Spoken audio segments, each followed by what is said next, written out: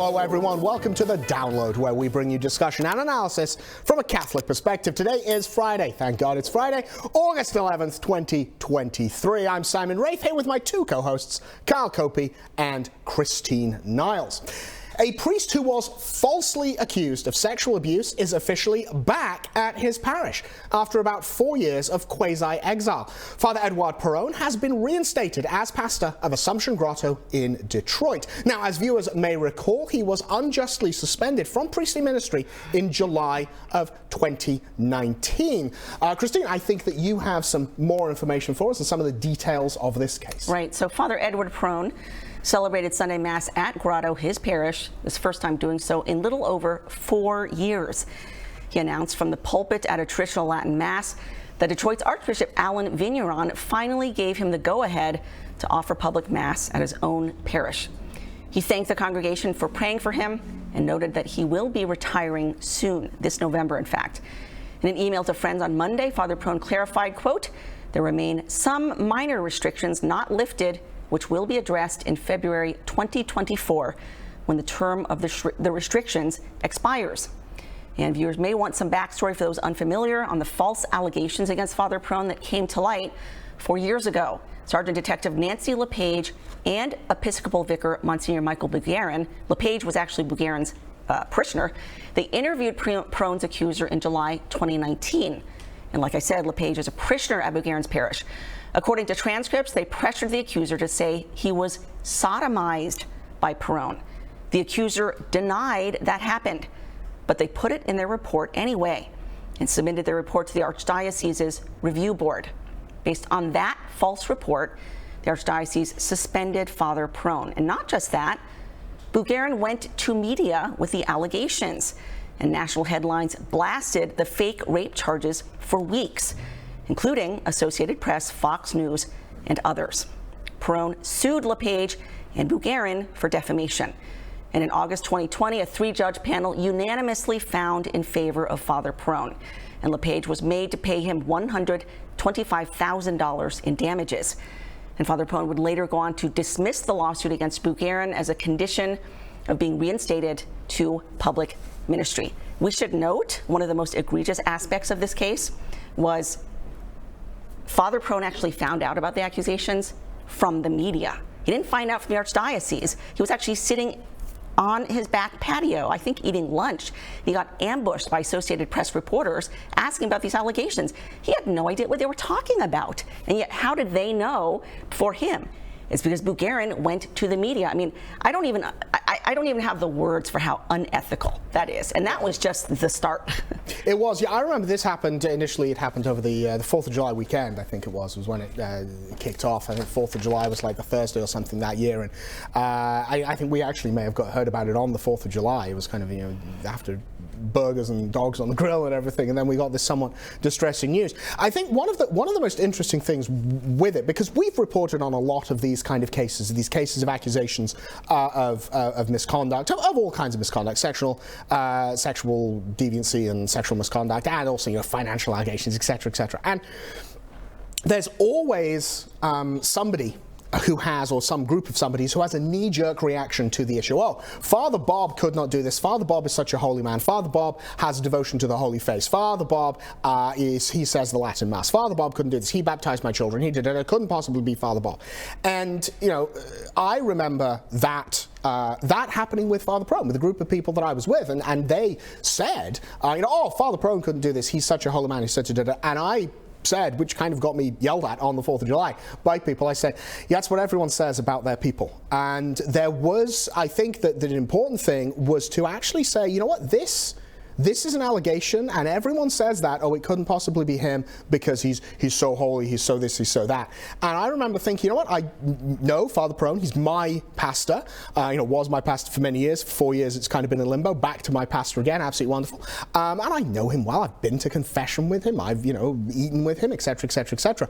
But it's like, you look at it and you go, okay, this accusation is here. I'm not saying it's true, but I'm not going to make some knee-jerk reaction to say it wasn't. Obviously, Father Perrone responded to these allegations accusations in completely the appropriate way. He defended his good name, and he did interviews with us. We've had a number of interviews that we've done with him, but he remained very humble. He didn't lash out against people, and he didn't go off into one of these kind of celebrity priests things where he's going around and kind of making hay out of the fact he's accused. He obeyed the restrictions. He did follow the process as it went through, and I think really what this whole case is, this is actually an example for how priests should deal with these kind of accusations, because he was ultimately vindicated. Right. Yeah, and he did, he did obviously talk to the media, us being one of them, as you just mentioned.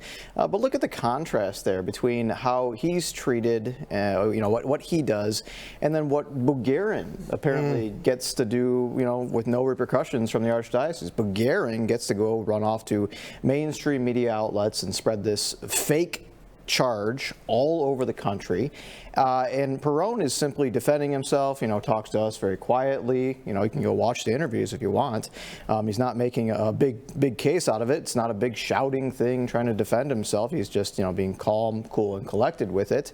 Look at the contrast there, and look at the way he is treated versus Bugarin, who has faced, to my knowledge, no repercussions for what he did. No, I don't think he has. Yeah, right. So I was there that weekend, that July 4th weekend, I can't remember, when they made that announcement at the parish. Of course, Father Perrone wasn't there, and so they had these people from the Archdiocese making this announcement that he was suspended.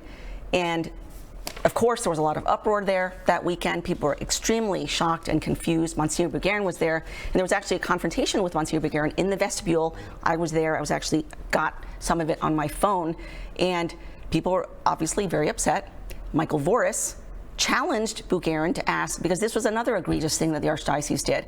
In the public announcement of his suspension, they did not include in there that Father Perrone maintained his innocence.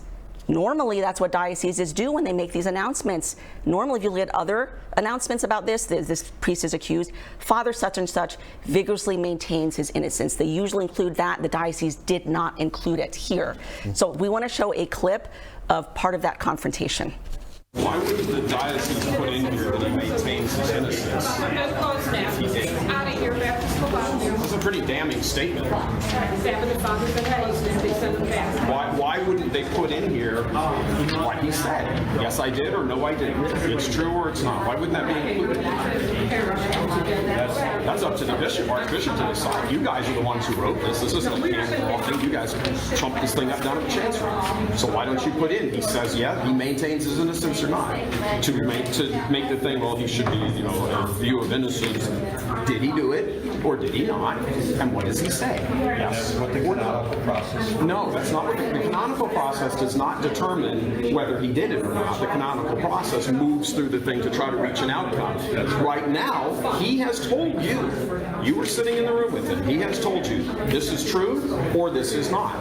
Why don't you, in the midst of completely ripping his reputation to shreds here, put in here that he maintains his innocence or he admits his guilt? Why not? Why won't you do that? I'm not asking what he said. I'm asking, you're talking about the process. I'm asking, what about the process? Why won't you put that in here as part of the process here in the Archdiocese? Why are we looking for guilt?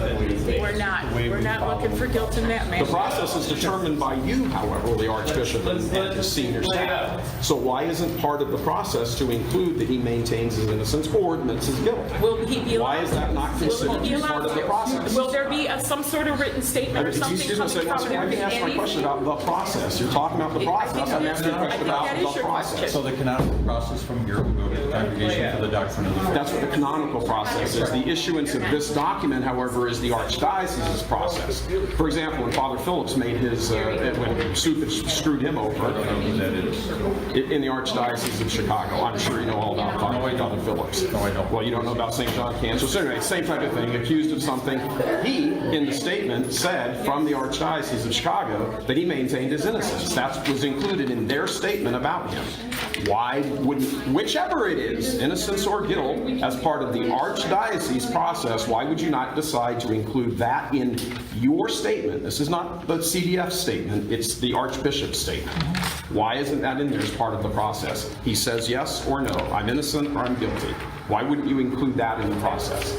It's just the way we work. That's just, yes it is. Yes it is. That is just the way you work. That's the answer. That's it.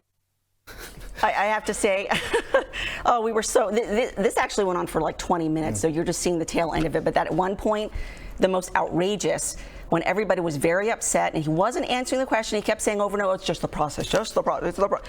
And then suddenly he's like, Hail Mary, full of grace, the Lord. And well, we're just all, we were just all like, okay, no, don't you dare hide behind that spiritualization and pious facade so that you can get out of this situation. You answer our question. Yeah, I mean, that's actually kind of a common thing. To be fair, with a lot of people, I mean, I remember you and Michael in the airport, and there was just the talking, I think, with a bishop who'd done some cover-up, or allegedly done some cover-up, and his secretary or what have you was going around just saying, God bless you, God bless you, God bless you. Yes. Yeah, for shoving you around. For people who didn't know and didn't notice, of course, the tall padre that Voris was talking to there is Monsignor Bulgarin. It's very tall. Yeah, no, he's extremely tall. I mean, he's a padre. And he's a padre. That's why I say.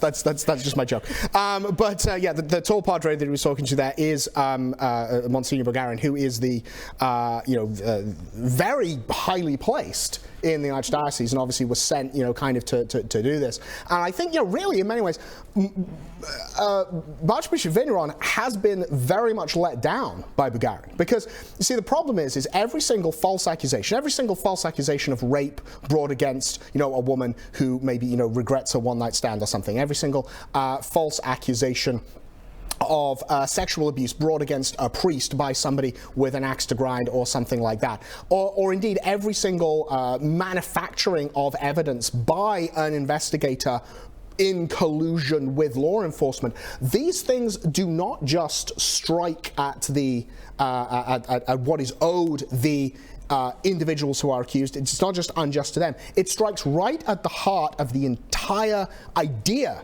of justice and investigation and jurisprudence. It strikes right at the heart of that.